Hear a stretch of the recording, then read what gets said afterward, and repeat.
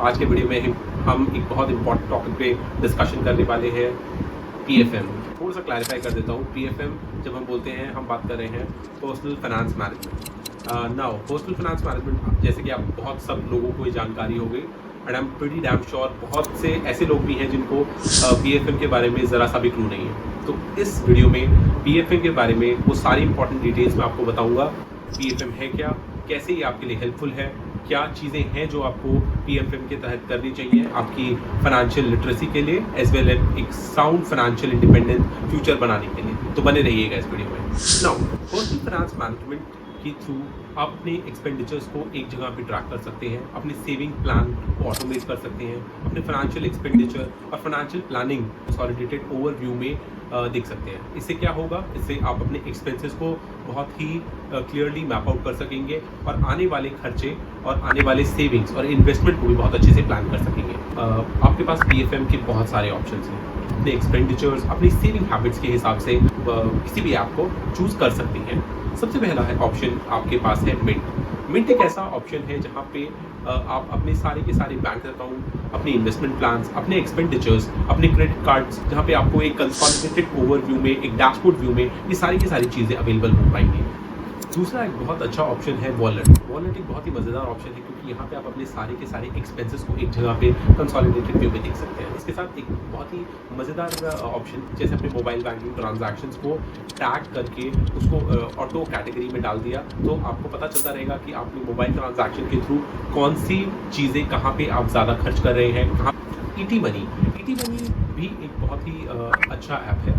मैं personally ET money को use करता हूँ। I am not promoting anything, but ET money के बारे में अच्छी चीज़ ये है कि आप म्यूचुअल फंड, इसका पोर्टफोलियो बहुत ही स्ट्रॉन्ग है। तो आपके ये आपको डिफरेंट म्यूचुअल फंड ऑप्शंस देता है। आप मिड कैप, स्मॉल कैप, इस तरीके की सेगमेंट्स में अप्लाई कर सकते हैं। क्रेडिट के बारे में अच्छी बात ये है कि ये अपने आप में एक ऐसा डायनामिक प्लेटफॉर्म है जो बहुत ही फास्ट, बहुत ही रैपिड, और इसके साथ जो एक इसका reward system, in house reward system है, आपको बहुत सारे ऐसे टूल्स अवेलेबल करवाता है जिसके थ्रू आप बहुत सारे रिवॉर्ड्स अर्न कर सकते हैं। रिवॉर्ड्स के साथ साथ आपको बहुत ही ज़्यादा इंगेजिंग लगेगा जब आप इसका प्लेटफॉर्म यूज़ करेंगे। इसका एक इंपॉर्टेंट फीचर जो मुझे पर्सनली बहुत पसंद है, अपने कार के जो एक्सपेंसेस है, लेट्स से आपको कल को अपनी कार को सर्विसिंग करवाना है, pollution certification, so all these features can actually be consolidated in at one point। और जो बहुत ही इम्पॉर्टेंट मुझे लगता है एस्पेक्ट होता है जब आप एक अपना overall end to end financial expenses की बात करते हैं, तो इनको भी ट्रैक करना बहुत इंपॉर्टेंट हो जाता है।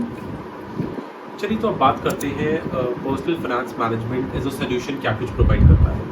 सबसे पहला इसमें आता है बजटिंग, जिसके तहत आप अपने सारे के सारे एक्सपेंसेस को प्लान कर सकते हैं अपनी एप्लीकेशन के अंदर, और फिर आपके बजट के अकॉर्डिंग वो आपके साथ सभी के सभी एक्सपेंसेस को मैनेज कर सकता है। So let's say for example आप किसी पर्टिकुलर कैटेगरी में बहुत ज़्यादा स्पेंड कर रहे हैं, then what you have allocated under the budget, तो वो आपको इमीडिएट ट्रिगर्स, रिमाइंडर्स देगा जो आपको हेल्प आउट करेगा आपके फ्यूचर एक्सपेंस प्लानिंग में, ताकि आप अपने ओवरऑल बजट के अंडर रहें, और ऑल्सो अपकमिंग मंथ्स, वीक्स और ईयरली प्लान्स के अकॉर्डिंग, ताकि आप उस कैटेगरी को उस अलोकेटेड बजट के अंडर ही अपने एक्सपेंसेस को स्पेंड करें।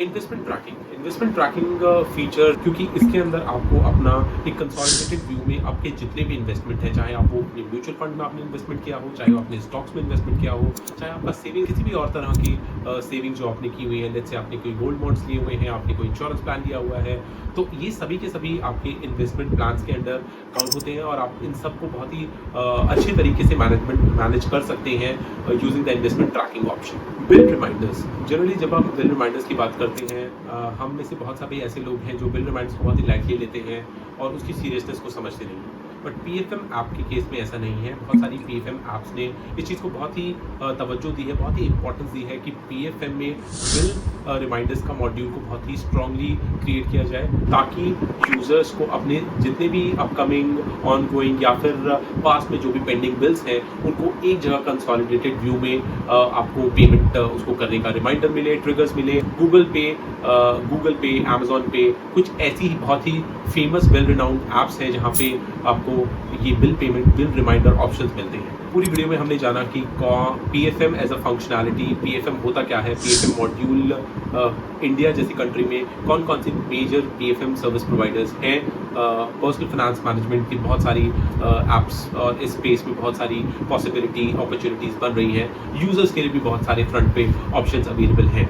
इसमें आपकी डेली स्पेंडिंग हैबिट्स, आपके लॉन्ग टर्म फाइनेंशियल गोल्स, आपके पर्सनल एंड प्रोफेशनल गोल्स क्या क्या हैं, आपके फैमिली गोल्स क्या क्या हैं, आपके रिटायरमेंट प्लान्स हैं या नहीं, आपकी इंश्योरेंस पॉलिसी क्या है, आपका फैमिली कवर क्या है। तो इन सारी चीज़ों को जब आप एक बहुत ही क्लियर माइंडसेट के साथ इस ऐप की थ्रू उसको फीड इन करते हैं और इसको कंटिन्यूसली मॉनिटर और ट्रैक करते हैं, then you will see very good results that will help you out to manage a very stable and smooth financial life of yours.